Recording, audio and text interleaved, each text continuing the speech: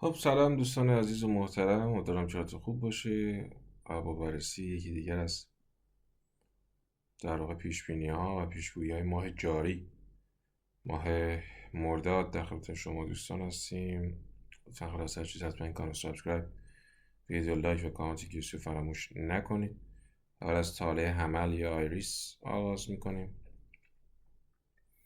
همونجور که میبینید سیاره خب در خانه اول قرار نداره. لورد طالع یا به اصطلاح فرشته نگهبان رو ما بررسی میکنیم.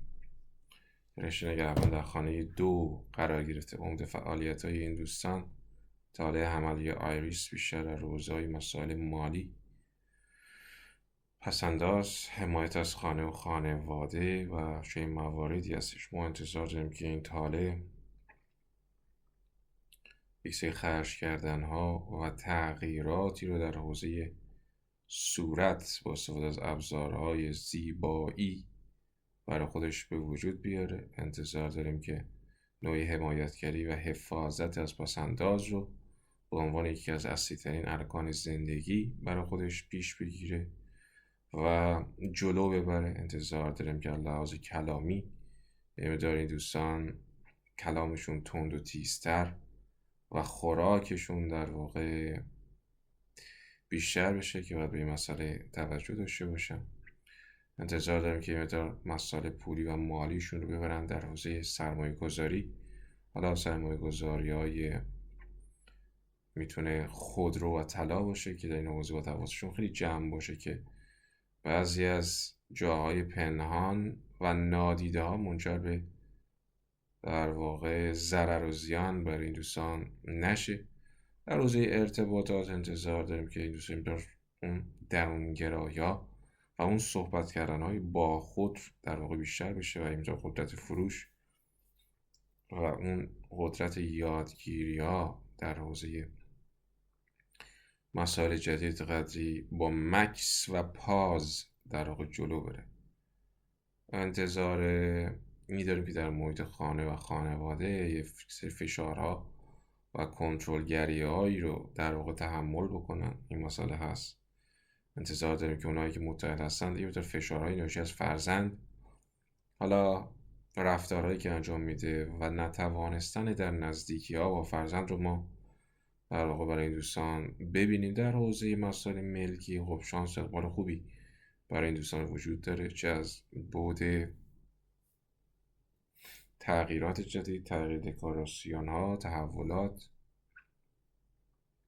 و حتی از منظر خرید و اجاره و حضور در یک جای جدید رو میتونیم برای دوستان انتظار داشته باشیم. در حوزه روابط عاطفی نوعی شک و تردید در مسائل روابط عاطفی رو برای این دوستان میبینیم و ممکنه بعضا احساس کنن که یک سری اونایی که تو رابطه نیستن در یک روابطی قرار میگیرن، رابطه کارمایی، انگار این رابطه از گذشته ناتمام مونده و حالا اومده که یک سری پرونده ها رو به اتمام برسونه و در حوزه طرف مقابلشون بعضا ممکنه احساس کنن که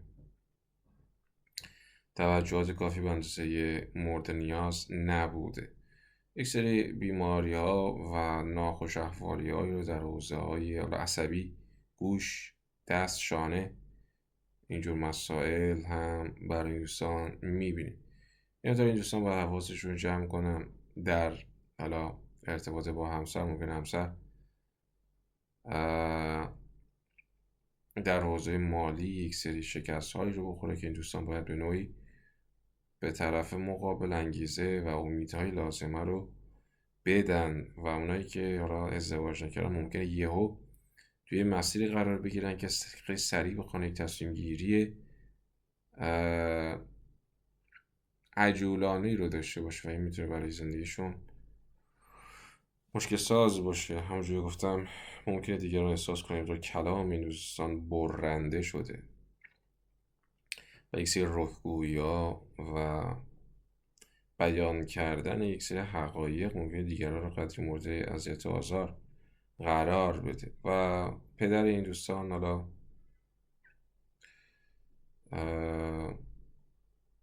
انتظار داریم که یه سری وقایع پیش بینی نشده مثبت در واقع براش به وجود بیاد، یک شانس اقبالی رو تجربه بکنه و این خیلی خوبه.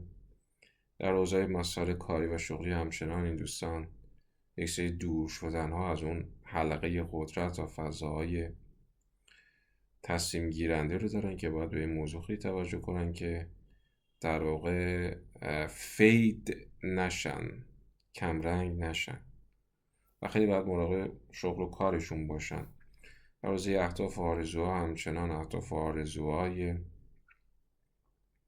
قضیه غیر قابل رسیدن ها رو این دوستان در واقع دارن که باید خیلی به این موضوع توجه داشته باشن، نمیتونه دور از واقعیت فکر نکنن، حواسشون به دوستان و نزدیکانشون باشه. ممکنه حالا یک سری آسیب ها از جانب اونها و یک سری زیرآبزنی هایی از جانب در واقع این دشمنان دوست نما تجربه بکنند. در حوزه مسائل ناخودآگاه یک سری غم آلودگی ها برای این دوستان هستش که واسه این آلودگی ها رو بسپارن به آب روان و از بین ببرنش، چون در خواب این دوستان تأثیر میگذاره و از اون حس و میل به تنهایی که در درون دارن سعی کنن برای رشد فردی و توسعه شخصی استفاده کنن و الکی زانوی غمبرک بغل نکنن.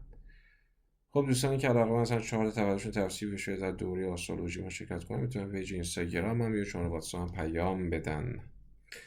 موفق باشید. خب بریم سراغ بررسی پیشبینی و پیشگویی ماه مرداد برای تاله تارس یا اردیبهشت. دوستان لطفا قبل از هر چیزی حتما این کانال رو سابسکرایب کنید، ویدیو لایک و کامنت انگلیسی فراموش نکنید، متشکرم. خب همونطور که می‌بینید در خانه یک این دوستان مارس جنگنده قرار گرفته. حضور مارس در خانه یک مقدار اون مسائل فشارها و چالش‌ها و عصبیت‌ها و خشم‌ها و عجله کردن‌ها رو برای این دوستان بالا میبره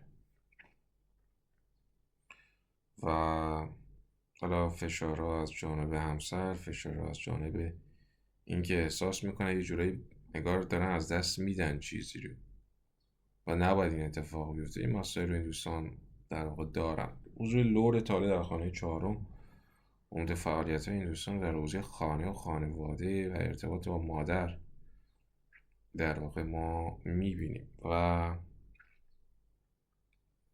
این نکته ای که وجود داره اینه که این دوستان ممکن احساس کنن اون توجهاتی که از خانه و خانواده میگیرن به اندازه کافی نبوده و نیست، یعنی انتظارات بیشتری رو از بابت عواطف و احساسات دارن که این مسئله انگار به درستی ارضا نمیشه. در حوزه مسائل مالی ممکنه در حوزه پسندازها احساس کنن انگار من خیلی دوست دارم که راحت باهاتون صحبت بکنم، احساس میکنن اون ظرف پیمانه‌ای که پسنداز توش قرار میگیره انگار سوراخ شده، مثل یه آبکش چجوری توش آب میریزن از زیر میریزه بیرون. همچین حالتی رو در واقع برایشون میشه انتظار داشت و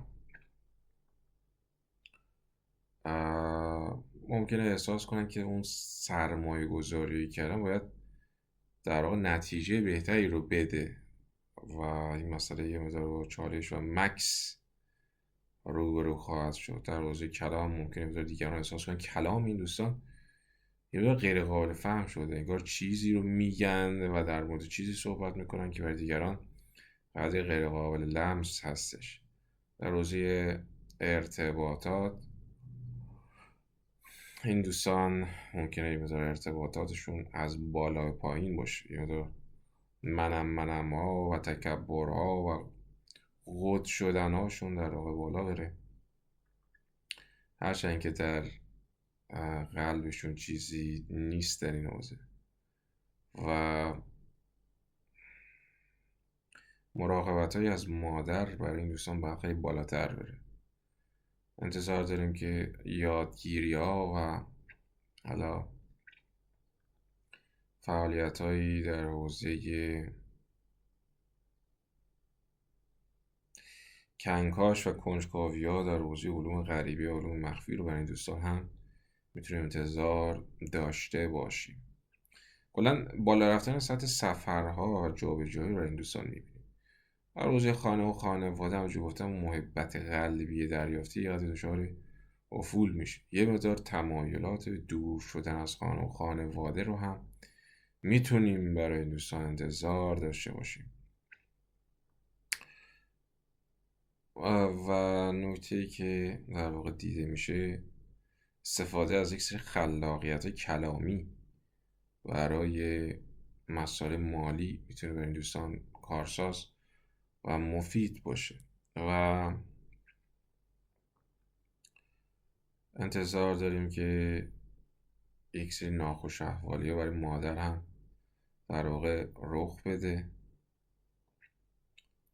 دوستانی که درگیر مسائل قانونی و حقوقی ملکی هستن یه مقدار ممکن احساس کنن که اون عدالت در حقشون رعایت نشده. در اوضاع همسر خب فشارها از جانب همسر برای این دوستان بالا میره، حالا از رفتار همسر، پول خرج کردن های همسر، روتین ها، نگاه هایی که داره، بی‌توجهی هایی که داره، این مسائل رو داره یه رو مخه این تاله تارسی اوری بهش میره و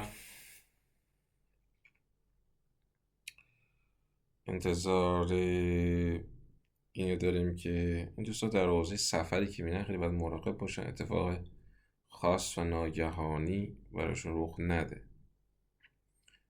و پدر یه مقدار منزوی تر میشه. انزوا رو برای پدر میبینیم. البته ما شانس استمرار و ثبات در دریافت حاصل از شغل رو برای این دوستان میبینیم. این دوستان میتونه در حوزه مسائل شغلی ممکنه فکر کنن که را درست انتخاب نمیکنن، مدام میخوان از این شاخه به اون شاخه بپرن. این خوب نیست، خیلی میتونه روشون تأثیر بگذاره روی مسیر زندگیشون و به این مسئله توجه داشته باشن. ممکنه میتونه خودشون رو منزوی تر هم ببینن و البته یک سری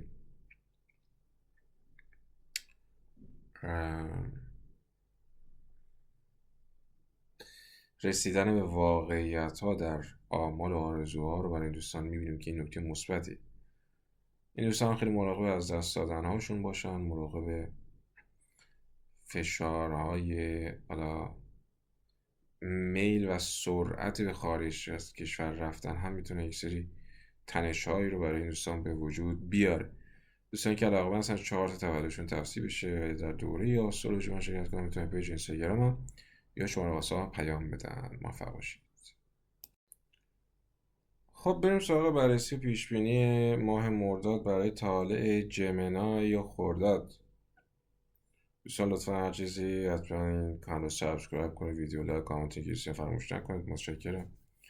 از بررسی خانه یک آغاز میکنم. همونجور که می‌بینید مرکوری راجعه اینجا قرار گرفته. مرکوری راجعه ها معمولا کلام رو دستخوش تغییر میدن و این مسئله رو در چارت این طالع جمنای ها هم میتونیم ببینیم، به گونه‌ای که انگار دیگران متوجه نمیشن که این دوستان نظر و رأی واقعیشون و آنچه که در ذهنشون میپرورانن چه چیزی است. در این ماه خیلی تمرکزات این دوستان بر روی خودشون خواهد بود، حالا توسعه خودشون، فعالیت‌های شخصی و ظاهرشون، تغییراتی رو دوست دارن که اعمال کنن. و نکته بعدی در حوزه مسائل مالی، خب یه سری گشایش‌هایی برای این دوستان دیده میشه و انتظار داریم که یه سری درآمدهایی رو از حاصل از شراکت در واقع به دست بیارن یا از همسرشون یه پول خوبی رو در واقع دریافت کنن. این مسئله هست و انتظار گسترده تر شدن منابع حالا مالی یا غذایی رو هم میتونیم برای دوستان داشته باشیم. این دوستان در حوزه ارتباطات خیلی باید حواسشون رو جمع کنن. ما انتظار داریم که اون جذابیت و قدرت های انرژیایی که در درون داشتن و جذب افراد، حالا چه در زمینه کاری اگر ازش استفاده میکردن، یه مقدار حالا یه سری افولهایی رو در واقع داشته باشه با توجه به حضور کیتو در ونوس، یعنی از لحاظ ظاهری ممکنه این دوستان حالا اون آراییدنهای خود رو قدری به دست فراموشی بسپارن. این مسئله هم هست. انتظار یک سری فعالیت مشترکانه با خواهر و برادر نزدیکان و حتی همسایگان رو هم میتونیم با این دوستان متصور بشیم.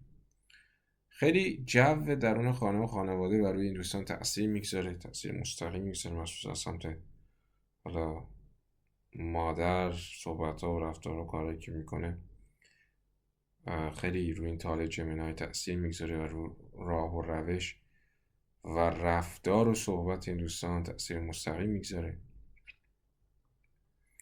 در حوزه خلاقیت ها خب میتونن از خلاقیت های هنریشون استفاده بکنن. انتظار داریم که حالا در مسیر حالا چه گردش، چه تریپ، چه سفر کوتاهی که در واقع دارن یک عشق قدیمی رو هم ببینن. حالا این عشق قدیمی میتونه در همین زندگی باشون رابطه داشتهش و یا حتی میتونه از زندگی گذشته وارد تقدیر این دوستان بشه. این مسئله رو ما میتونیم متصور بشیم. و دشمنان پنهان نیمه‌دار برای این دوستان وجود داره، یعنی کسانی که از رقبا و همکاران این دوستان بودن و هستن به صورت پنهانه یک سری فعالیت‌هایی رو انجام میدن. یه مقدار خشم در پس ذهن که فرو خورده بوده میتونه در مسائل خواب این دوستان تأثیر بگذاره. اگر بخوام مهاجرت بکنن یک سری درگیری قانونی رو برای این دوستان میبینیم. اونایی که مجرد هستن انتظار حالا یک سری ازدواج یا یک سری پیوندها در شرایطی که خانواده یه جوری بستر این مسئله رو آماده میکنه میبینیم و یا حتی آشناییت و دیدار رو در فضاهای منتسب به خانه دوم، فضای بانک، مسائل مالی، مسائل غذایی، رستوران، چه این مواردی رو هم حتی میتونیم ببینیم. و تغییرات در حوزه کاری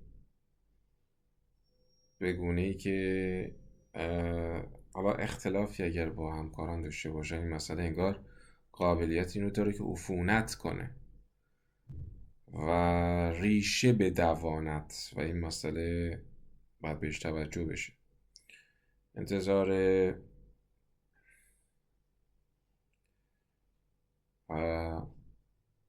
حالا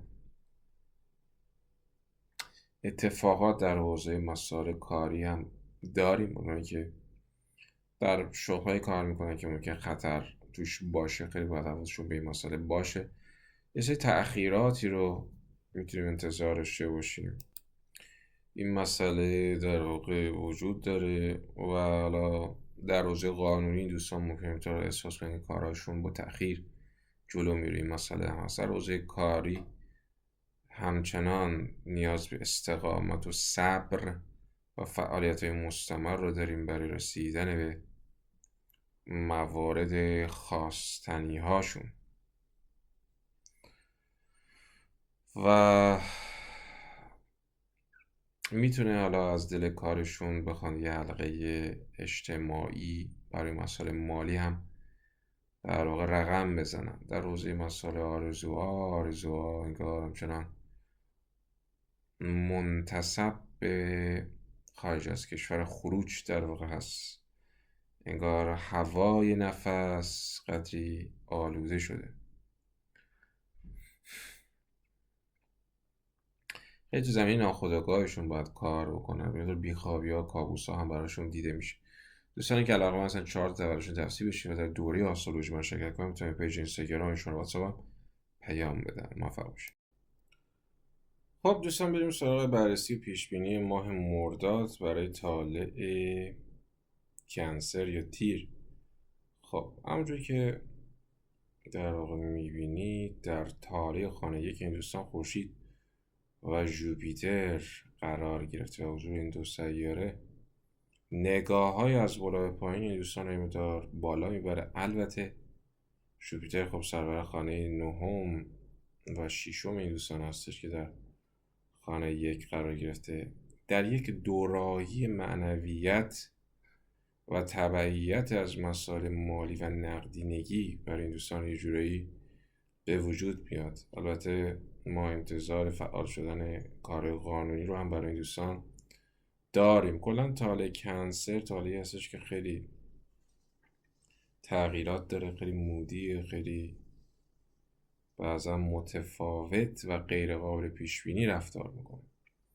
در حوزه مسائل پسنداز و مسائل مالی خب با توجه به کیتو ونوسی که در خانه 2 قرار گرفته انتظار داریم که دقت‌هاشون رو در زمینه پسنداز دوستان بالاتر ببرن که خدا نکرده دچار اشکال و مشکلی نشن. و نکته بعدی انتظار داریم که در حوزه کلامی اون محبوبیت و اون زیبایی و اون جذابیتی که دیگران ازشون انتظار داشتن قدری دچار افول بشه. انتظار داریم که در واقع دوستان یک سری قدم‌هایی رو در راستای مسائل مالی دوستان بردارن که منجر حالا به یک سری ناراحتی‌ها و عدم اطمینان ها نسبت به در واقع اونها بشه. انتظار داریم که از سمت مادر در واقع یک سری فعالیت های مالی که سودرسان برای این دوستان هم هستش صورت بگیره. در حوزه ارتباطات ما در واقع میل به ارتباطات مجازی یا از راه دور و در واقع فعالیت هایی در سوشال میدیا و اینجور مسائل رو پررنگ میبینیم و حتی در واقع صحبت ها و نقل و انتقالات و جابجایی ها با خارج از کشور رو هم برای این دوستان میبینیم که البته قدری با تأخیر و مکس روبرو خواهد شد و دوستان یه مدار انتظاراتشون برای مسائل فروش و تجارت هم بالا خواهد رفت و نکته‌ای که وجود داره این دوستان در حوزه مسائل ملکی و خودرو اگه به دنبال یک سری سودها و پروفیت ها در واقع هستن باید خیلی حواسشون رو جمع کنن نسبت به این قضیه. و نکته بعدی که ما انتظار داریم امکان این که دوستانشون بهشون پیشنهاد شراکتی برای ورود به یک مسئله سرمایه گذاری بدن هم در واقع براشون هستش که حالا خیلی باید به این قضیه توجه داشته باشن چون سودی که ازش به دست میاد یه مقدار با تأخیره. نکته بعدی ما یه مقدار افزایش مسئولیت ها رو برای این تاله کنسر میتونیم در نظر بگیریم و برای مسائل پارتنرشیپ و ازدواج هم به حال این مسئله برای این دوستان با مشقتی همراه هست که در انتهاش مسائل شانس و اقبال هم دیده میشه. هرچند جابجایی ها و تغییر مکان ها هم برای همسر میتونیم ببینیم. این تاله کنسر همچنان کنجکاوی ها و اون به اصطلاح قوت رفتن ها قوت زدن هاش در حوزه مسائل مخفی و اکتشاف رازها خیلی قوی دیده میشه.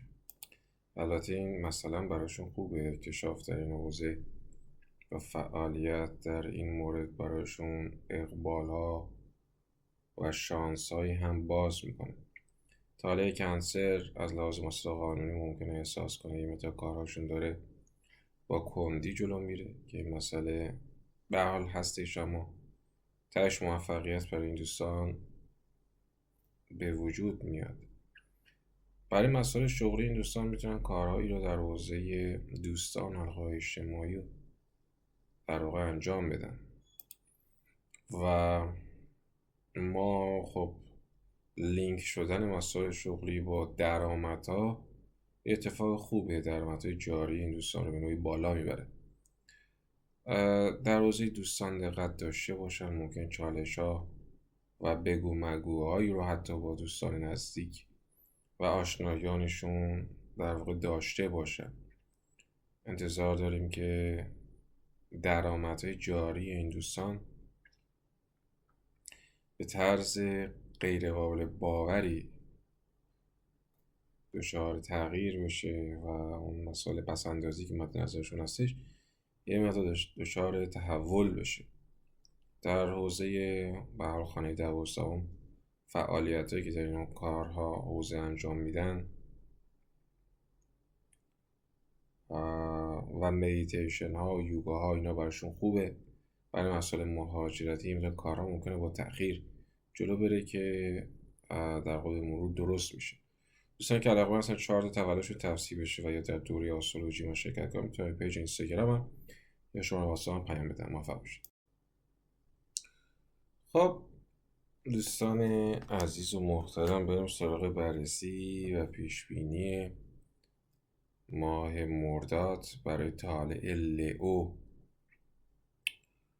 یا همون اسد یا مرداد. ببینید همونجور که دارید میبینید، اول اینکه لطفا قبل از هر چیز حتما کانال سابسکرایب، ویدیو لایک، کامنت گیز فراموش نکنید. مرسی. ما حضور ونوس رو در طالع داریم. حضور ونوس در طالع در کنار کیتو، خب این ترکیبی هستش که متا جذابیت های ظاهری و فیزیکی و اون وایبی که دیگران از شما دریافت میکنن خیلی اغواگرانه در واقع خواهد بود و یه جوری دیگران رو میتونید به دور خودتون جذب کنید، در واقع نظرشون رو جلب کنید. البته ما همچنان بروز اشتباهات و کارهای فکر نشده رو در این دوستان میبینیم. این مسئله هست و عمده فعالیت این دوستان در حوزه خانه 12 هستش. حالا اقداماتی در تنهایی ها انجام میدن، میل به یک سری اکتشاف ها و فهمیدن های یک سری عدم شفافیت ها و ممکنه در این مسیر یه مقدار احساس گمراهی هم در واقع داشته باشن، اما به دلیل جوپیتری که در کنار سرور طالع هستش نهایتا مسیر درست رو قابلیت رو دارند که پیدا بکنن و انتظار فعالیت ها در حوزه سرمایه گذاری های فضای مجازی هم برای دوستان خیلی دیده میشه. نکته که وجود داره در حوزه پسنداز ها، خب ارتباطی که بین خانه‌های مالی این دوستان وجود داره باعث میشه از ارتباطاتشون درآمدهایی رو در واقع کسب بکنن، یک سری خرج کردنهایی رو برای رسیدن به آرزوهای مالی و آرزوهای ارتباطی در واقع داشته باشن. یعنی مثلا برای اینکه یک مسئله مالی براشون گشایش پیدا کنه یک پولی رو یک شخص دیگه ای بدن یا چنین مواردی رو میتونه انتظار داشته باشه. و خب همچنان میل به یادگیری ها در این افراد هست، میل به جابجایی ها در این افراد وجود داره، میل به کنجکاوی هایی که در ظاهر خودشون میتونن به وجود بیارن به واسطه در واقع مقایسه کردن هایی که با دیگری انجام میدن. نکته دیگری که در واقع وجود داره، ما یه مقدار مسئله آرامش رو از این دوستان دور میبینیم به دلیل فعالیت هایی که حالا به صورت شدید در مسئله کاری و شغلی این دوستان انجام میدن. البته این دوستان ممکنه میداره احساس کنن که در حوزه روابط عاطفی قدری تحت فشار قرار میگیرن. انتظار فعالیت هایی رو در حوزه مسائل سرمایه گذاری در فضای مجازی ما میبینیم. ممکنه اونایی که لئویایی که فرزند دارن ممکنه احساس کنن فرزندشون اینجا در خلوت و در مسیر دور شدن از این دوستان یه جای قرار داره. این دوستان خیلی باید حواسشون باید به زخمهای سربازشون باشن که ترمیمش کنن، اجازه ندن که این زخم‌هاش از لحاظ جراحت‌های فیزیکی چه روحی تبدیل به یک تروما بشه. و انتظار داریم که مسائل حقوقی این دوستان یک سری تغییراتی رو، حالا اونا که پرونده دارن و پروندهشون در جریان هستش، یک سری تغییراتی رو اعمال بشه و حسش کنن. زمان چند مناسبی برای شراکت در واقع نیستش، ما وضعیت خوبی رو چندان برای شرکت نمی‌بینیم و افرادی که میخوان حضور پیدا کنن به عنوان شریک چندان افراد جالبی نیستن و عمر شرکت هم چندان بالا نمیبینیم. این دوستان خیلی باید دقت داشته باشن به مسائل سرکوب شده درونشون و به اونا توجه بکنن و اجازه ندن که مثل یک بمب به این مسئله منفجر بشه و این دوستان رو دچار فروپاشی کنه. در حوزه مسائل مربوط به پدرشون، خب مسائل مالی و فعالیت‌های در این حوزه رو خیلی سفت و سخت‌تر پیگیری خواهد کرد. ما انتظار حتی یک سری جابجایی سفر در درون شغل هم برای این دوستان داریم، می‌بینیم و کلا مسئله شغلی و اون محبوبیتی که در فضای کاری هستش برای این دوستان اهمیت بیشتری پیدا میکنه. در حوزه دوستان، این دوستان باید حواسشون باشه، افرادی هستن که ممکنه یه مقدار زیرا به این دوستان رو بزنند یا دوستانشون به این افراد دروغ بگن و حال باید انتظار این مسئله رو داشته باشن و این دوستان حواسشون باشه که در این 7-8 ماه آینده یه شمشیر انگار زیر گلوشون هستش. کوچکترین کار خطا و کارمایی که تولید بکنن نتیجهش رو میبینن. دوستانی که الان هستن 4 تولدشون تفسیر بشه در دوره آسترولوژی من شرکت کنید، تا پیج اینستاگرامشون واسه من پیام بدن. موفق باشید. خب بریم سراغ بررسی و پیشبینی و پیشگویی ماه مرداد برای طالع ویرگو یا شهریور. دوستان لطفا قبل از هر چیزی حتما کانال سابسکرایب، ویدیو لایک و کامنت انگلیسی رو فراموش نکنید. مرسی. نکته‌ای که وجود داره، عمده فعالیت‌های این دوستان رو ما بیشتر در حوزه شغلی کاری می‌بینیم. حالا قدم‌هایی که برمی‌دارند و میل به وقت گذرانی‌هایی که دوست دارن انجام بشه بیشتر در حوزه مسئله شغلی، فضای کاری و منصب اجتماعی هستش. البته نکته‌ای که وجود داره، این دوستان در این مسئله قدری تأخیرات و حالا انسدادهایی رو تجربه خواهند کرد به دلیل اون مرکوری راجعی که اونجا وجود داره و حتی دخالت بعضی از همکاران و دیگران و دوستان در حوزه شغلیشون. نکته‌ای که در واقع ما میبینیم در حوزه مسائل پس‌انداز، این دوستان باید خیلی بیشتر هوای دستشون و اندوخته‌هاشون رو داشته باشن. احتمالی که این مسئله بره در یک مسئله حالا در واقع قانونی یا حقوقی خرج بشه براشون دیده میشه و یا حتی برای مسئله در واقع مهاجرتی به کار گرفته بشه براشون دیده میشه. ما کلا یک هدر رفتی در مسئله پس‌انداز میبینیم که باید خیلی دقت داشته باشن روی این مسئله. نکته که هست، جابجایی ها برای این دوستان وجود داره. سفرهای کوتاه رو ما میبینیم به منظور حالا میتونه تحصیلاتی باشه، میتونه تجاری باشه، براشون در جریان هستش و میتونه یک سری در واقع چالش های رو خواهر برادر از زمینه ارث و میراث و با پدر بر سر این مسئله رو هم برای طالع ویرگو و شهریور میتونیم انتظار داشته باشیم. و نکته‌ای که هستش، آرامش قلبی و آرامش روحی روانی و این دوستان خیلی در فضای کاری و منصب اجتماعی میبینن و به این مسئله خب واقعا میشه گفت بیش از حد بها میدن. این مسئله هست و ما انتظار داریم که این دوستان بخوان یک سری نقل و انتقالاتی در زمینه ملکی و مسائل خودرو، اموال معقول و غیر معقول داشته باشن. این مسئله رو هم انتظار داریم. نکته‌ای که وجود داره انتظار رابطه‌ای که دارن، رابطه عاطفی که دارن به سمت یک تعهد بهتر و شریک دانستن طرف مقابل در مسائل جدی برای این دوستان هم انتظار داریم و این دوستان خیلی باید حواسشون رو جمع کنن برای مسائل کاری، حضور افراد غیر دوست و در همکارانی که برای این دوستان بدخواه هستن رو ما میبینیم.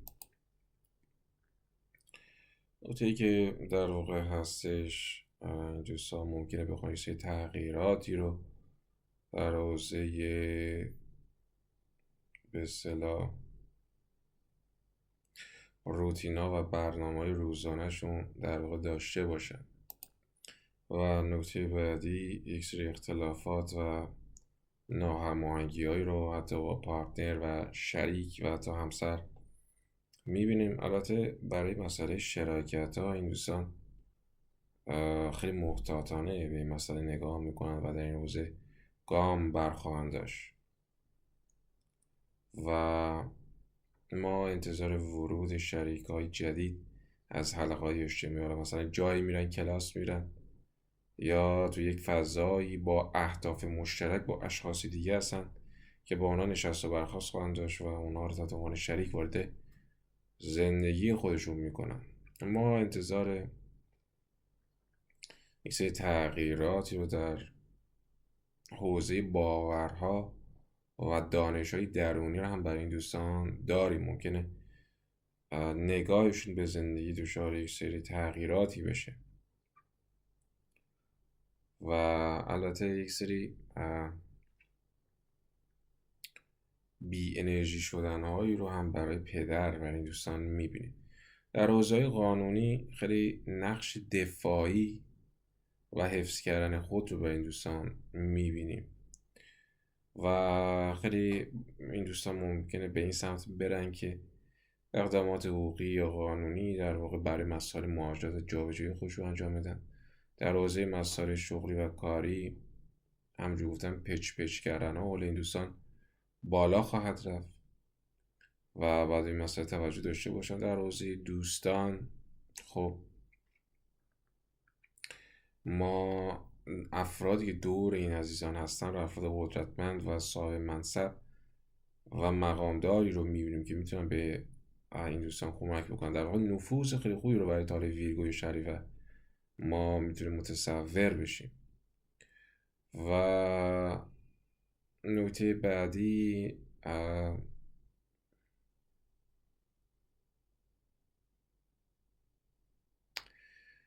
در حوزه ناخودآگاه ذهن باید سعی کنن که آرامسازی ها رو انجام بدن.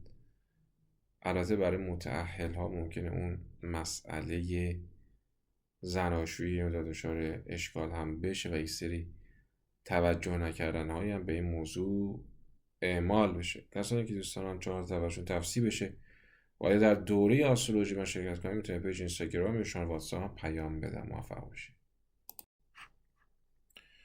خب بریم سراغ بررسی و پیشبینی ماه مرداد برای طالع لیبرا یا مهر. دوستان لطفا قبل از هر چیزی حتما کانال رو سابسکرایب کنید، ویدیو لایک، کامنت کسی فراموش نکنید. مرسی. نکته‌ای که ما اینجا می‌بینیم با توجه به حضور لور طالع که سیاره ونوس است در خانه 11 عمده فعالیت‌های این دوستان رو غیر در زمینه مسائل دوستان، آرزوها و در حوزه دریافتی مالی میبینیم. اما نکته این وسط وجود داره، سرور طالع ونوس در خانه 11 که کیتو است. احتمال اینکه یک سری شوک ها و یک سری اتفاقات پیش بینی نشده رو این دوستان از جانب دوستان در واقع دریافت بکنن، یعنی نزدیکانشون دریافت کنند هستش و ممکنه یه مقدار حتی از یک سری از افراد هم دوری کنند. این مسئله هم هست. اما در حوزه مسائل مالی با توجه به اینکه سرور خانه 2 مارس در خانه 8 در واقع رفته، ما یک سری فریز شدن هایی رو در زمینه مسائل مالی و خصوصا پسنداز رو میتونیم در واقع ببینیم و یا حتی بعضا این دوستان یک سری مسائل مالی رو برای خانه 8مشون خرج میکنن. حالا میتونه یک سری تغییرات ظاهری، جراحی‌ها، استفاده از ابزار، این موارد هم در واقع باشه. و حالا نکته‌ای که هستش، ما افزایش ارتباطات رو در فضای شغلی و کاری برای این دوستان میبینیم و یه جوری گسترده تر شدن دشمنان رو هم در فضای کاری و شغلی برای این دوستان میتونیم انتظار داشته باشیم. افزایش ارتباطات منجر به یک سری درآمدها و یک سری کانکشن های جدید در مسئله شغلی برای این دوستان هم خواهد شد. این تلاش ها رو و یادگیری های بیشتر رو این دوستان باید در فضای کاریشون داشته باشن، یک سری مهارت جدیدی رو باید یاد بگیرن. ما یک سری حالا درگیری قانونی رو بر سر مسائل ملکی و کار حقوقی هم برای این دوستان میبینیم. ممکنه یه مقدار مادرشون لحاظ احوالات یه سری ناخوش احوالیایی رو در واقع داشته باشه و پیدا کنه. باید مراقبت لازمه رو به این مسئله داشته باشن. البته مادرشون هم یه مقدار با خواهر برادرشون، یعنی با دایی و خاله این دوستان حال لیبرا یا مهر، یک سری ناهماهنگی هایی رو هم در واقع تجربه خواهد کرد. و نکته که وجود داره خود در مورد خانه 5 این در واقع این تاله صحبت کنیم، تاله لیبرا. و همونجور که می‌بینید راهو خوب اینجا قرار گرفته. حضور راهو در اینجا داره افزایش اون ولع و طمع برای مسائل سرمایه گذاری، مسائل مالی در این حوزه در واقع داره نشون میده. ما البته این دوستان ممکنه وارد روابطی بشن با اشخاصی که از جنس راهو هستن، این غیر قابل اعتمادن و سرور خانه 5 اینجا در خانه 6 قرار گرفته و یه مقدار روی در واقع نتیجه و اون روابط عاطفی حال حاضر این دوستان هم اثر میگذاره و با چالش ها روبرو میکنه. با توجه به حضور زحل در خانه 6 ما همچنان انجام فعالیت های روتین این دوستان رو با یک نظم مشخصی میبینیم. دشمنان به حال در فضای کاری و رقبا هستن، میتونن یک سری اختلال هایی رو به وجود بیارن و با توجه به این مسئله ما در واقع حضور این همکاران و رقبا در فضای کاری به شدت قوی میبینیم، خصوصا که میخوان با اختلال هایی در زمینه درآمد های این شغلی و کانکشن های این دوستان اثر بگذارن. در حوزه مسئله ازدواج، خب ما ارتباط با همسر رو در یک فراز و نشیب و یک حالت طغیان در واقع میبینیم. سرور خانه 7 در خانه 8 در واقع قرار گرفته و فعلا فضای مناسبی برای شرکت نیستش و محیط در واقع بعد از ازدواج و شرایط بعد از شرکت رو ما با نوسانات و اختلالات در واقع میبینیم. و با توجه به خانه 9 میتونیم یک سری تحلیلایی داشته باشیم. مسائل یادگیری این دوستان یه مقدار با تأخیرات در واقع جلو خواهد رفت و حالا ارتقاهایی در فضای شغلی هم برای این دوستان میتونیم انتظار داشته باشیم. برای خانه 11 این دوستان یک سری حالا شوک های از جانب یک سری خانوم ها براشون دیده میشه که باید این مسئله توجه بکنن و این دوستان خیلی باید مراقب مسائل پدرشون باشن، مسائل حقوقی قانونیشون، ممکنه مطابق میلیشون در واقع جلو نره. کسانی که علاقه من هستن در دوره آسترولوژی شرکت کنن یا تفسیر چارتشون رو داشته باشن میتونن پیج اینستاگرامشون رو واتساپ پیام بدن. موفق باشید. خب بریم سراغ بررسی و پیشبینی ماه مرداد برای طالع عقرب یا آبان. خب دوستان لطفا قبل از هر چیز حتما کانال سابسکرایب کنید، ویدیو لایک و کامنت انگلیسی فراموش نکنید. مرسی، متشکرم. نکته که وجود داره، سرور طالع به عنوان فرشته نگهبان مارس در خانه 7 قرار گرفت. عمده فعالیت‌های این دوستان بیشتر در زمینه مسائل شراکتی است، حالا ارتباط با همسر، ارتباط با شریک، پارتنر و حالا جنجال‌هایی که در این زمینه میتونن با اونها در واقع داشته باشن. این مقدار باید در حوزه رفتار با پارتنر یا همسر خوددارتر در واقع باشه. این مارسی که اینجا هستش این مقدار میتونه در واقع دعواگر باشه، دعوا درست کنه. برای حوزه مسائل مالی خب ما وضعیت خوب و اقبال خوبی رو برای این دوستان میبینیم در این ماه. جوپیتر به عنوان سرور خانه 2 و 5 در 9 قرار گرفته و یه ترکیب خیلی خوبی رو برای این دوستان رقم زده. ضمن اینکه در کنار خورشید سرور خانه 10 قرار گرفته. یک راجا یوگای خوب شانس در زمینه مسائل مالی به گونه که گشایش‌ها رو برای این دوستان به وجود میاره، حالا چه در حوزه سرمایه گذاری و خلاقیتشون و چه در حوزه افزایش مسئله پسنداز برای این دوستان انتظار داریم. و نکته بعدی در حوزه روابطشون همچنان یک سری محدودیت ها و یک سری تمایلات به حالا حفظ روابط ماندگار و باثبات رو برای این دوستان ما میبینیم.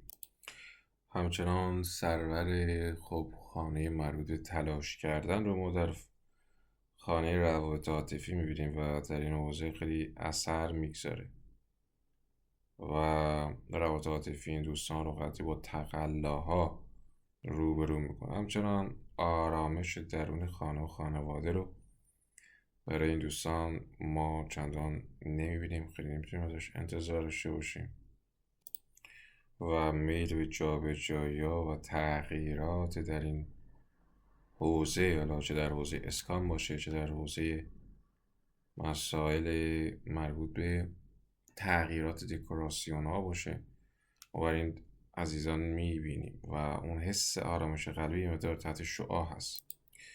و نکته بعدی که در واقع هستش، ما همچنان گفتم در حوزه مسائل روابط عاطفی برای این دوستان سختی ها رو میبینیم. سختی ها در ورود به این مسئله و پیدا شدن این مسئله با توجه که زحل اینجا قرار گرفته داره میگه من تنها روابطی که بخوان برای تو یک سری ثبات و ماندگاری هایی رو داشته باشن جلو پات قرار میدم. این مسئله هست و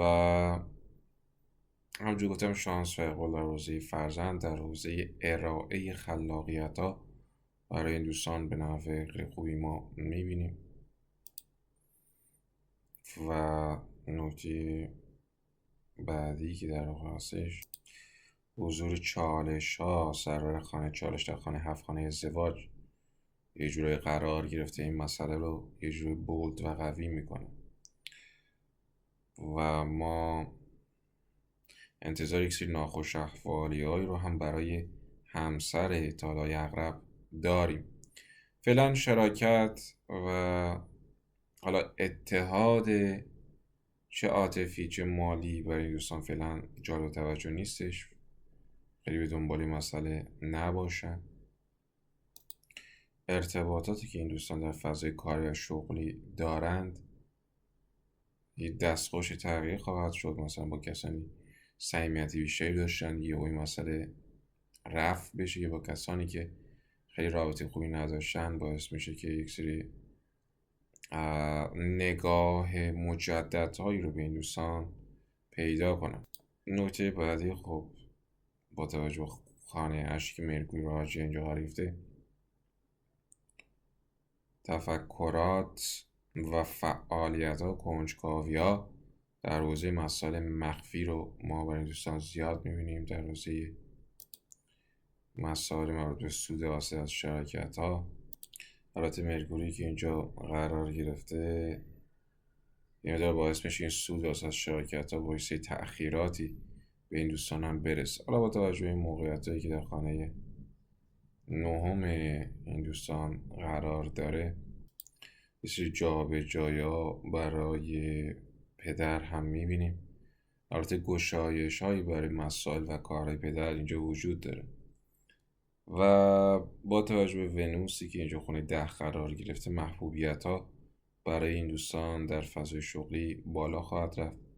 حضور یک سری از خانوم ها که میتونه باعث یک سری چالش ها در فضای کاری و شغلی بشه برای این دوستان هم میتونیم انتظار داشته باشیم.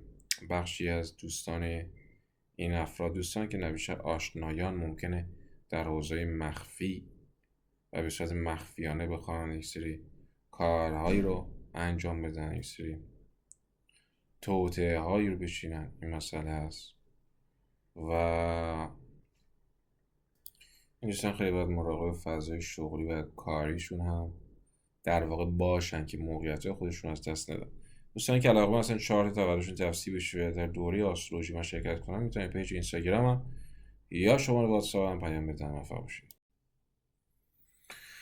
خب بریم سراغ بررسی و پیشبینی ماه مرداد برای طالع کماندار یا آذر. دوستان لطفا قبل از هر چیزی حتما کانال رو سابسکرایب کنید، ویدیو لایک و کامنت انگلیسی فراموش نکنید. متشکرم. ببینید نکته که وجود داره، خب سرور طالع به عنوان فرشته نگهبان برای این طالع در خانه 8 قرار گرفته. داره از حضور این دوستان در موقعیت‌های متنوع و بعضاً غیر قابل پیش بینی در زندگی صحبت میکنه، به گونه‌ای که چون جوپیتر هم سرور خانه 4 و هم طالع هست، اتفاقات متفاوتی زمینه ساز نوسان در احساسات رو برای این دوستان به وجود میاره. هرچند که مطالبه این دوستان در حوزه مسائل عمیق هم و یافتن رازها و شفا دادن یک سری مسائل پنهان، حالا چه در زمینه ذهنی، روحی و یا اتفاقی، رو میتونیم ببینیم. نکته بعدی که در واقع وجود داره، ما برای مسائل مالی این دوستان خرج کردن هایی رو برای خانه و خانواده و حالا محیط زندگی، محل اسکان، فضایی که درش سکونت دارند میبینیم و میتونه حتی این دوستان بخوان یک پولی رو بابت خرید، اجاره، برای مسائل ملکی هم در واقع بدن. همچنان ما گسترده تر شدن حلقه های اجتماعی و میل به حضور در سوشال مدیا و فعالیت های در این حوزه رو برای این دوستان میبینیم. کلن با توجه به راهویی که اینجا قرار داره و تقریبا آخرای حضورش هستش در برج آکواریوس، ما انتظار داریم که اون میل به سفر و جابجایی و حتی خروج از خانه و خانواده رو برای این دوستان ببینیم، به دلیل اینکه زحل در خانه 4 هست. به عبارت اون مسئله آرامش ذهنی و روحی روانی رو زحل در خانه 4 تحت شعاع قرار داده، یه جورایی اون تنگناها و اون فشارهای احساسی رو نسبت به جایی که کماندارها زندگی میکنند در واقع ما میبینیم. به همین جهت تمایلات این دوستان حتی برای ورود به مسائل عمیق‌تر و یافتن یک سری راه حل‌های ماندگار برای حل این موضوع، یعنی حل نارضایتی، در واقع ما میبینیم. حضور زحل اینجا در خانه 4 به حال فشارها در ناحیه قلب، ریه، تنفس، این مسائل رو میتونه به وجود بیاره، زمینی که زحل از انقباض و تنگناها داره صحبت میکنه که به حال یک سری فشارها برای مادر میتونیم برای این دوستان هم در واقع انتظار داشته باشیم. نکته بعدی که وجود داره در حوزه روابط عاطفی این دوستان، یه مقدار همچنان چالش ها رو برای این دوستان میبینیم. یه مقدار فضای رابطه عاطفی قضیه تشنج‌زا هستش، باید حواسشون به این قضیه باشه. انرژی های بسیار خوبی، انرژی های خام و مثبت و سازنده و پیشبرنده ای رو ما و نکته‌ای که وجود داره برای مسائل شراکتی این دوستان حواسشون باشه. این موقعیتی که اینجا وجود داره حضور شرکای نه چندان صادق رو نشون میده و ممکن از جانب همسر هم بیسه دروغ‌هایی این دوستان بشنون. با توجه به موقعیت خانه 8 و قوی بودنش، ما شانس‌های ناگهانی و ورود مسائل پیش بینی نشده‌ای که براشون مثبت باشه میبینیم و با توجه به موقعیت خوبی که اینا در خانه 8 داره، ما همونجوری گفتم شانس و اقبال خوبی از جای پیش بینی نشده برای این دوستان میبینیم. با توجه به خانه 9 این دوستان و ونوسی که اینجا قرار گرفته، به حال در حوزه مسائل قانونی و اخلاقی های مربوط به روابط این دوستان توجه داشته باشن که برای خودشون کارمان نسازه. در حوزه مسائل شغلی ممکنه یک سری شراکت هایی رو بخوان انجام بدن که فعلا براشون جایز نیستش و نتیجه مبهمی رو براشون به وجود میاره. و البته خانه 11 این دوستان رو هم ما وقتی نگاه میکنیم امکان این هم هستش به حال دوستان برای این طالع کماندار یک سری مشکلات قانونی و حقوقی رو بالواقع به وجود بیارن. و در حوزه خانه 12 ممکنه یک سری افرادی که براشون پنهان بودن و پنهانی براشون توطئه میکردن جامعه ظهور بپوشن و این بار رو در رو و رخ در رخ در واقع بخوان مقابله مس کنن. خب دوستانی که علاقه مثلا 4 تولدش رو تفسیر بشه اگه در دوره آسترولوژی من شرکت کنم میتونید پیج اینستاگرام ایشون واسه من پیام بدن. موفق باشید. خب بریم سراغ بررسی پیشبینی ماه مرداد برای طالع کپریکورن یا دی. دوستان لطفا خواست هر چیزی حتما کانال سابسکرایب، ویدیو لایک، کامنت انگلیسی فراموش نکنید. مرسی، متشکرم. خب سرور طالع برای طالع کپریکورن میتونیم سگیر زحل هست و زحل در خانه 3 این عزیزان حضور داره. یه مقدار عمده فعالیت های این دوستان رو برده در حوزه ارتباطات، در حوزه مسائل اقتصادی، اینکه من در حال حاضر از لحاظ اقتصادی نحوه 2 تا 4 تا و اون چرت که انداختن هام به چه صورت است، اینها عمده مسائل جریانات طالع کپریکورن است و در این حال خب این مسئله یه جوری باعث میشه که افراد مضر و منفی رو که سود و منفعت براشون نداره رو بخوان حذف کنن. این مسئله رو ما در واقع داریم. البته با توجه به راهوی در خانه 2 فعالیت این دوستان در حوزه مسائل مالی پسنداز و رشد در این زمینه هم خیلی قوی و با شدت دیده شده. البته خیلی این دوستان باید حواسشون به مسائل خوراک، کلام و کلماتی که به کار میگیرن باشه، چون میتونه بعضا غیر قابل کنترل و دور از حد انتظار این مسئله رخ بده و جلو بره. و نکته که وجود داره، این امکان هم وجود داره که بخوام مسائل مالیشون رو ببرند برای یک سری مسائل اقتصادی و یک سری فعالیت‌های مشترکی، حالا با افراد نزدیک، دوست، همسایه یا حتی خواهر و برادر، بخوام یک مسئله رو به شور یا شورا بگیرن و این مسئله هست فعالیت‌ها و خرج کردن‌هایی در حوزه سفرهایی که عمدتاً به دنبال این خواهند بود که سود مالی در واقع براشون داشته باشه رو هم ما میبینیم. و نکته بعدی که در واقع وجود داره، ما اون بخش تلاش کردن ها و وقت گذراندن ها و حالا مسائلی که باید روش کار بشه در حوزه شراکت و ازدواج میبینیم که خیلی باید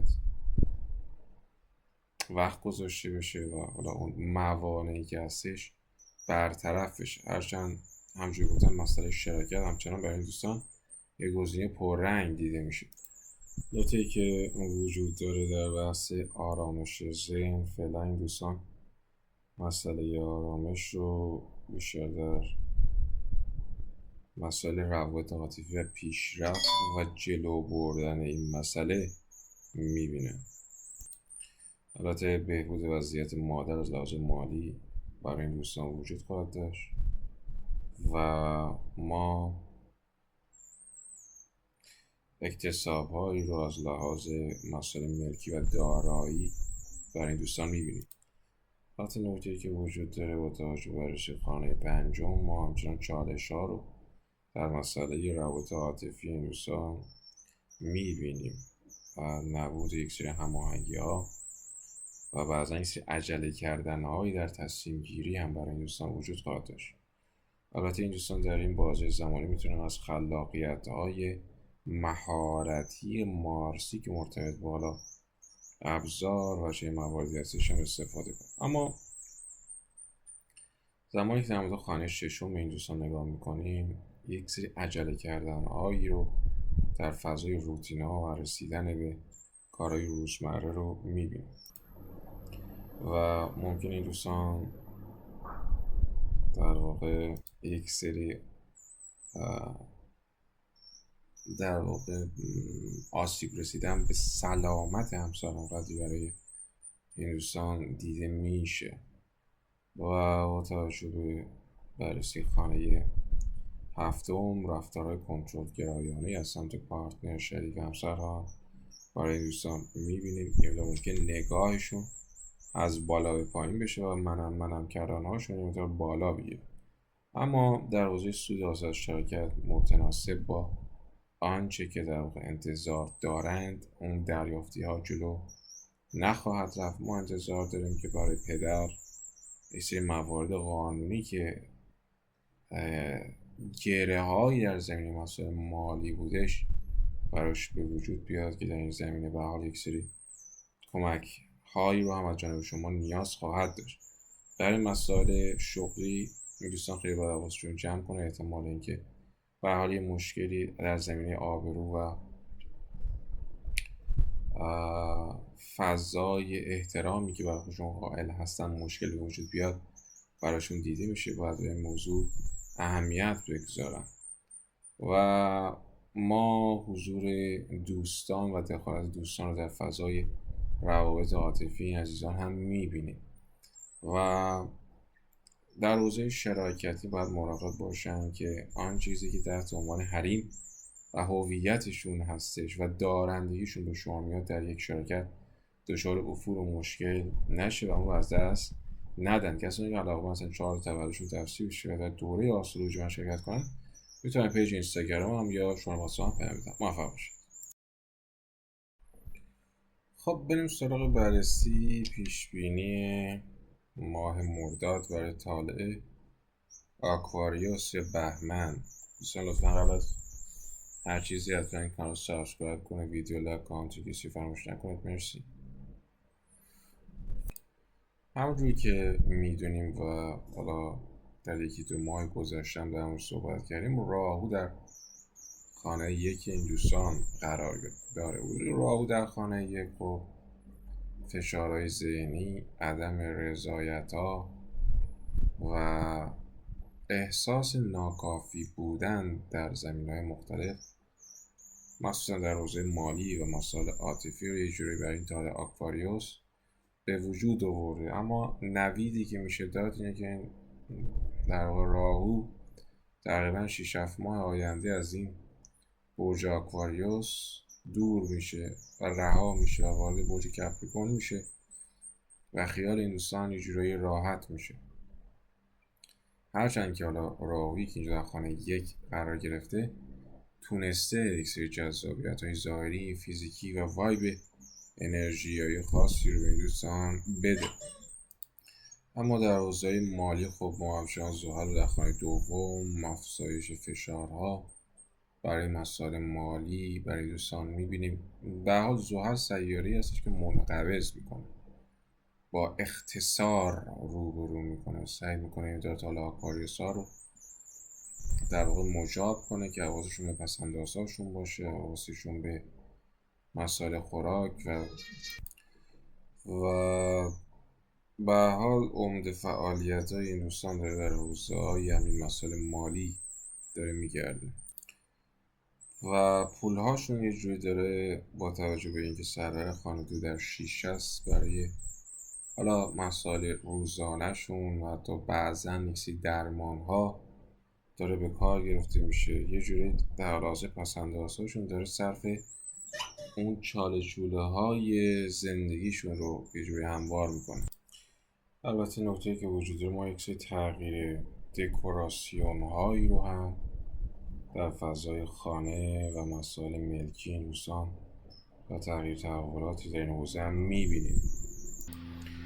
و نکته که در واقع وجود داره اینه که ما همچنان در محیط منزل و فضایی که مربوط به خانه و خانواده است یک سری چالش هایی رو اینجا میبینیم با توجه به حضور مارس در خانه 4 و حالا یک سری شراکت هایی رو در ذهن مسائل ملکی شاید بهشون پیشنهاد بشه که فعلا حضور در این مسئله برایشون جالب در نیومد.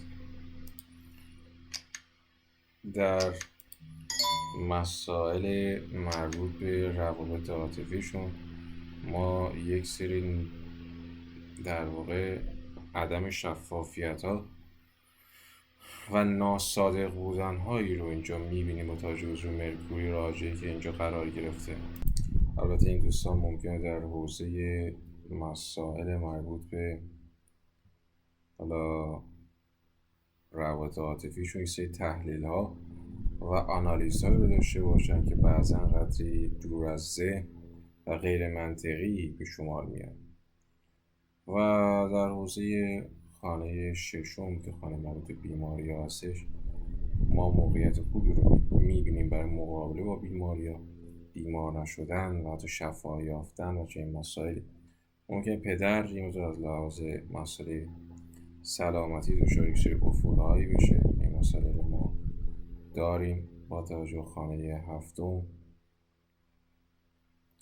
ما ورود به یک رابطه عاطفی رو میتونیم برای این دوستان انتظار داشته باشیم، اما خب این رابطه برایشون یک سری عدم شفافیت هایی رو به همراه داره، یعنی یک سری نقاط ابهامی رو در واقع در بر داره که باید به این مسئله توجه بکنم.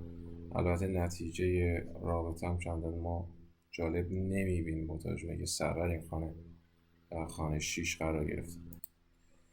و نکته بعدی که در واقع وجود داره برای مسائل اکتشاف راسا، ممکنه این دوستان یک سری در واقع نتیجه گیری های سریعی داشته باشه، مخصوصا روابط عاطفیشون و این مسئله یه مقدار خطر آفرین باشه. و نکته بعدی در حوزه ارتباط با پدر، ما یه مقدار باید بیشتر حواسش رو جمع کنه پدر برای مسائل مالیش. این نکته در واقع وجود داره و در حوزه مسائل کاری ممکنه دوستان بخوام این سری فعالیت‌هایی در خانه انجام بدن بابت کارشون. در حوزه مسائل دریافتی حاصل از شغلشون باید یه خورده محتاطانه تر برخورد بکنن. ما انتظار داریم که یک سری از دوستانشون بخوان رفتارهای مخالف دوستان از خودشون بروز بدن. از لحاظ مسائل مالی هم ناجور گفتم باید همچنان مراقب مسائل پسندازیشون باشن. کسانی که علاقه‌مند هستن 4 تبشون تفسیر شده در دوره آسولوژی و شرکت کنن میتونن پیج اینستاگرام و شناسا هم پیام بدن. موفق باشید. خب بریم سراغ انرژی خانی برای ماه مرداد برای طالع پایسیس یا اسفند. دوستان لطفا قبل از هر چیزی حتما کانال رو سابسکرایب کنید، ویدیو لایک و کامنت انگلیسی فراموش نکنید. متشکرم، مرسی. ببینید نکته که وجود داره، همچنان ما حضور زحل رو در خانه یک این عزیزان داریم و به اون سنگینی، فشارها، سختیها، رخوت‌هایی که زحل به وجود میاره برای این دوستان فعلا برقراره. ما تقریبا 14 ماه آینده این مسئله داریم که بعد از گذر زحل از برج حوت این شرایط براشون بهتر میشه. به هر حال زحل سرور خانه 11 هست. جدی گرایی ها و واقع نگری ها در زمینه اهداف رو برای این دوستان در واقع به وجود میاره.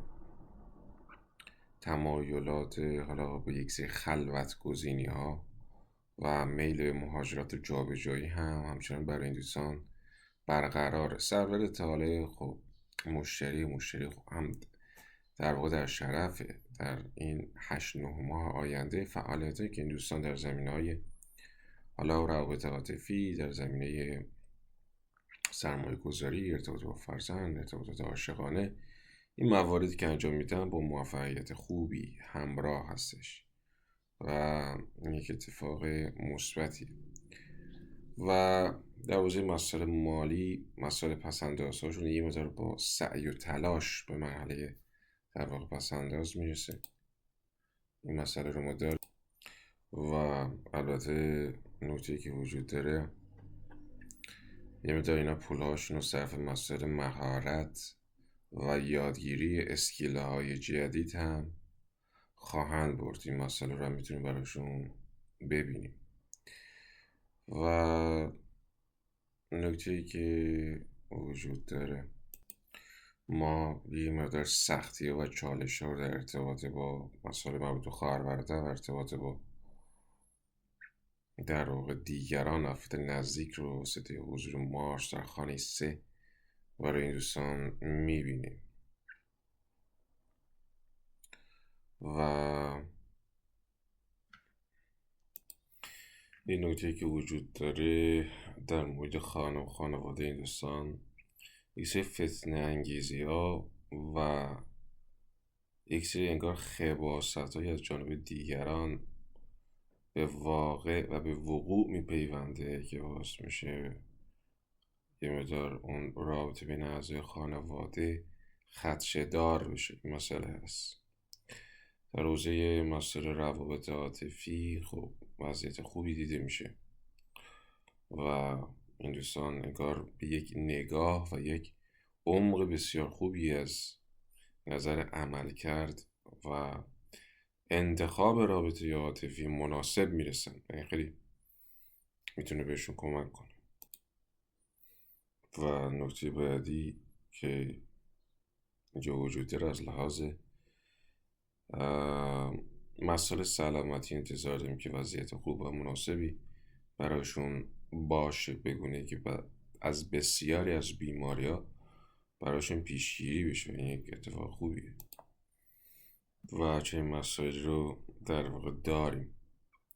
انتظار داریم که اون گرای قانونی که برایشون وجود داره شروع به سمت بهبودی در واقع جلو بره. نکته بعدی در مورد مسائل همسر و پارتنر هستش. اونایی که متأهل هستن امکان دخالت ها و یک سری حالا کنتاک ها با خانواده و همسر در واقع دیده میشه.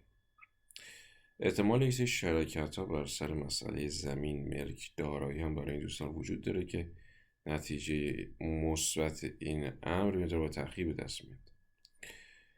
از لحاظ مسائل موارد پنهان، حالا یک سری ابعادی از روابط عاطفی که ازشون پنهان بوده به سطح میان و متوجه این قضیه میشن و حالا انگار باید در مورد اون مسئله تصمیم گیری کنن در ارتباط با پارتنر عاطفیشون. ما یک سری جابجایی ها برای پدر رو میبینیم. امکان یک سری سفرها به منظور یادگیری ها و مسائل دانشی هم برای این دوستان وجود خواهد داشت. برای خواهر و برادر یک سری شانس هایی هم در واقع هست. در مورد مسائل شغلی وضعیت خوبی براشون هستش.